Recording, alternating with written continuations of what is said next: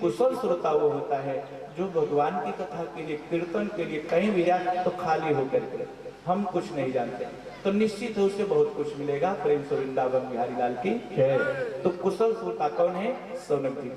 सौनक जी ने सूत जी से पूछा, अज्ञान ध्वांत विध्वंस कोटि सूर्य समप्रभ श्रुतख्याहि कथा सारम मम करुण रसायनम। सूत जी, आपका ज्ञान अज्ञान रूपी अंधकार को नष्ट करने के लिए करोड़ों सूर्य के समान है। जैसे एक सूर्य भगवान निकलते हैं तो सारे संसार का अंधेरा गायब हो जाता है, वैसे आपका जो ज्ञान है ये अज्ञान रूपी अंधकार को नष्ट करने के लिए करोड़ों सूर्य के समान है। इसलिए ऐसी कोई कथा कहें जो मम कर्ण रसायनम, हमारे कानों में रसायन का काम करे। जैसे कानों में कोई लौकिक कमी आती है तो हम डॉक्टर साहब के पास जाते हैं, डॉक्टर साहब दवा देते हैं, ड्रॉप देते हैं, इंजेक्शन देते हैं, लौकिक कमी दूर हो जाती है। लेकिन जब जीव के जीवन में आध्यात्मिक कमी आती है तो किसके पास जाता है? सद्गुरुदेव भगवान के पास। और जीव जब सद्गुरुदेव भगवान के पास जाता है उसके जीवन की जो आध्यात्मिक कमी है उनकी कृपा से दूर हो जाती है। तो वही बोले, आप ऐसी कोई सार गर्भित कथा कहें जो हमारे कानों में रसायन का काम करे। भक्ति ज्ञान विनय प्राप्तो विवेको वर्धते महान, माया मोह निरासस्य वैष्णवे क्रियते कथम। भक्ति ज्ञान और वैराग्य के द्वारा जो महान विवेक की प्राप्ति होती है, वैष्णव लोग मोह और माया से परे कैसे रहते हैं। कलयुग के लोग प्राय आसुरी स्वभाव के हो चुके हैं, नाना प्रकार के क्लेशों से आक्रांत हैं। उनके स्वभाव में शुद्धता कैसे आए, जीवों के जीवन में शुद्ध जीवन कैसे आए, बस ऐसी कोई कथा कहें। ऐसे एक एक करके 6 प्रश्न किया है सूत जी से। सौनक जी ने 6 प्रश्न किया। पहला प्रश्न है किम श्रेया, किम श्रेया, संसार में सबसे अत्यधिक कल्याणकारी क्या है। दूसरा प्रश्न शास्त्र सारह का, शास्त्रों का सार क्या है। तीसरा स्व अवतार प्रयोजन, भगवान अवतार लेते हैं तो भगवान के अवतार का प्रयोजन क्या है। चौथा प्रश्न किम कर्मते अवताराश्च, भगवान अवतार लेकर के कौन कौन सा कर्म करते हैं। पांचवा प्रश्न धर्म का, धर्म क्या है। छठा प्रश्न है कम शरणम गता, जीव को किसकी शरण जाना चाहिए। ये 6 प्रश्न सौनक जी ने सूत जी से किया। किम श्रेया शास्त्र सारश्च स्व अवतार प्रयोजनम किम कर्मते अवतारश्च धर्म का शरणगता इत्येते सूत मुद्रिश्य खट प्रश्ना मुनिभिकृता। ये 6 प्रश्न सूत जी से सौनक जी ने किया। उत्तर तो एक ही श्लोक में दे रहे हैं, इन 6 का उत्तर एक श्लोक में दिए।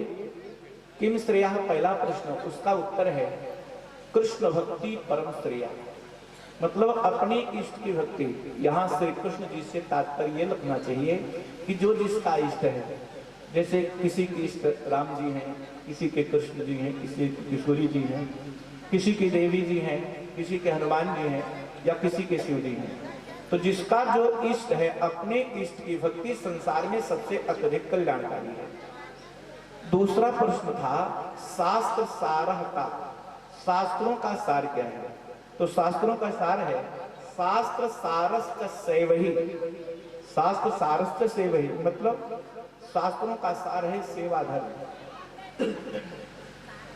चाहे जितना तीर्थ घूम लिया जाए, चाहे जितना अध्ययन कर लिया जाए, अगर मन में सेवा भाव नहीं आया तो सब बेकार है। इसलिए शास्त्रों और तीर्थों का सार है सेवा, शास्त्र सारस्थ सेवही। इसके बाद जो प्रश्न किया भगवान के अवतार का प्रयोजन क्या है, स्व अवतार प्रयोजन। तीसरा प्रश्न है, उत्तर है प्रयोजन सतो रक्षाम, सत्य की रक्षा के लिए ईश्वर का अवतरण होता है। और भगवान जब अवतार लेते हैं तो अवतार लेकर के कौन कौन सा कर्म करते हैं। किम कर्मते अवताराश्च, इस सृष्टि आदि का निर्माण करना, इसकी रक्षा करना ये भगवान के कर्म है। फिर धर्म का धर्म क्या है? तो बताएं कि जो धर्म है इस श्रीमद् भागवत में स्थित है। श्रीमद् भागवत में धर्म स्थित है और किसके शरण जाना चाहिए, अंतिम प्रश्न है। तब बताएं कि जीव को अंत में भागवत भगवान की शरण को लेना चाहिए, अंत में भागवत भगवान की शरण को ग्रहण करना चाहिए। एक ही श्लोक में उत्तर दिया। तो सूत जी से सौनक जी ने कहा, गुरुदेव हम बड़ी आशा लगा करके बैठे थे और आपने पूरे प्रश्न का उत्तर एक ही श्लोक में दे दिया। जब इस बात को सुने तो उनके मन के प्रेम को देख करके प्रीति सौनक चितेते हितो वचन विचारिचा सर्व सिद्धांत निष्पन्नो संसार भयनाशनम। जब ऐसा कहा तो सूत जी ने कहा, सौनक जी तुम्हारे हृदय में भगवान का प्रबल प्रेम है, इसलिए मैंने विचार किया है कि तुम्हें संपूर्ण सिद्धांतों का जो निष्कर्ष है, जो निचोड़ है, वही सुना दो। तो बोलिए वो निचोड़ क्या है? एक बात बताइए। काल ब्याल मुख ग्रासो त्रास नेड़ा सेतवे। संसार में सबसे अत्यधिक कष्ट किस बात का है? सबसे ज्यादा डर किस बात का है? मरने का। सबसे ज्यादा डर संसार में हर जीव को मरने का डर होता है, लेकिन मरना तो पड़ेगा क्योंकि ये मृतलोक है। जो यहाँ आया है मरना निश्चित है, मात्र गर्भ में प्रवेश करते ही मृत्यु निश्चित हो जाती है। जो इस संसार में आया है मरना सबको है क्योंकि ये मृतलोक है। जो यहाँ आया है जाना तो पड़ेगा, लेकिन काल ब्याल मुख ग्रास, काल रूपी ब्याल, काल रूपी सर्प अपना मुंह खोल करके बैठा है। इसके लिए जिस दिन जिसका समय पूरा हुआ तो एक क्षण का विलंब नहीं करता, लेकर के चल देता है। लेकिन अगर उस काल रूपी सर्प के भय से बचना है, अगर आवागमन के चक्कर से बचना है, तो उसके लिए एक उपाय बताए। श्रीमद् भागवतम शास्त्रम कलौ कीरेण भाषितम।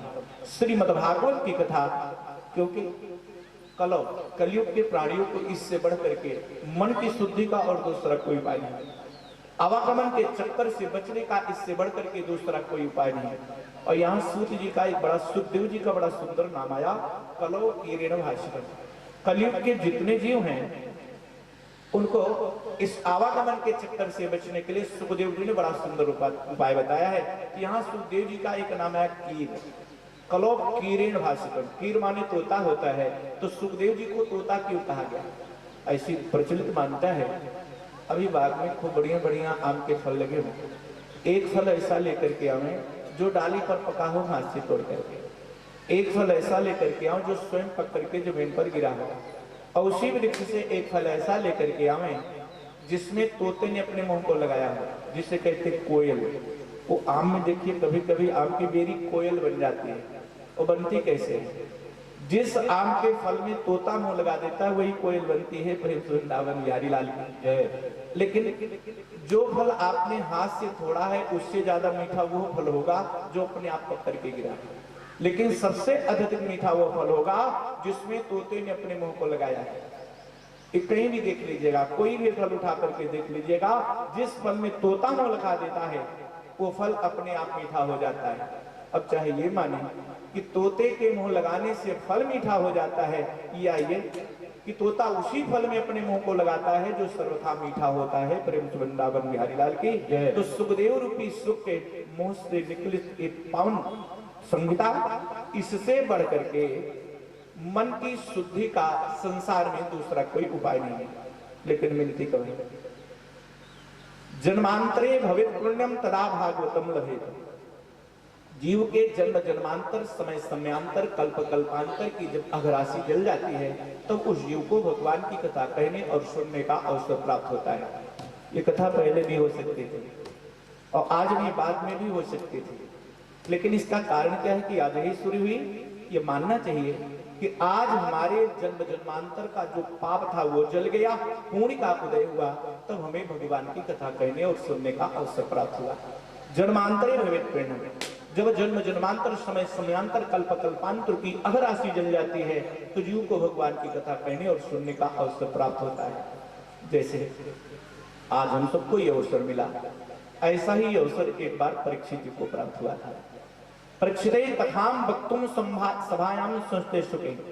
जब सुखदेव जी परीक्षित जी को कथा सुनाने के लिए तैयार हुए तो उसी समय देवता लोग अपने हाथ में एक अमृत का कलश लेकर के आए। सुधा कुंभम गृहीत्वैव देवास तत्र समागमन। देवता लोग हाथ में अमृत का कलश लेकर के आए और ला करके सुखदेव जी के और परीक्षित जी के बीच में अमृत का कलश रख दिया और सुखदेव जी को प्रणाम किया। सुकम नत्वा, सुखदेव जी को प्रणाम करने के बाद देवता कैसे हैं? सर्वे स्वाकार्य कुशला सुरा। ये जो देवताएं हैं अपना कार्य बनाने में कुशल है। और जैसे ही अमृत का कलश लेकर के आए तो सुखदेव जी ने पूछा, भाई यहाँ तो हरि चर्चा होना प्रारंभ हो रही है और आप लोग कुछ कलश में लेकर के आए हैं, क्या लेकर के आए? तो देवताओं ने कहा अमृत। अमृत काहे के लिए? जैसे मुझे पता चला कि परीक्षित जी को तक्षक सर्प काटेगा, इनकी मृत्यु हो जाएगी, तो बस इन्हीं के निमित्त हम अमृत का कलश लेकर के आए। अब ये कथा आप हमें दे दीजिए, अमृत इनको पिला दीजिए। यही हम विनिमय करने के लिए आए हैं। एवं विनिमय जाते सुधाराज्ञा प्रपीयता। हम आपके पास विनिमय मतलब अदला बदली। पहले जब थोड़ा सा मुद्रा का प्रचलन कम था तो लोग वस्तु लेकर के वस्तु दे करके ले लेते थे। आजकल उसी को विनिमय कहा जाता है। बोले हम आपके पास विनिमय करने के लिए आए। बोले क्या? कि भाई अमृत ले लीजिए, इसके बदले आप हमें कथा देवलोक में चल करके सुना दीजिए।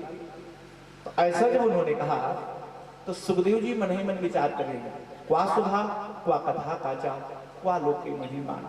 संसार में ऐसा कौन सा जीव है जो मणि दे करके कांच ले, मणि के बदले कांच।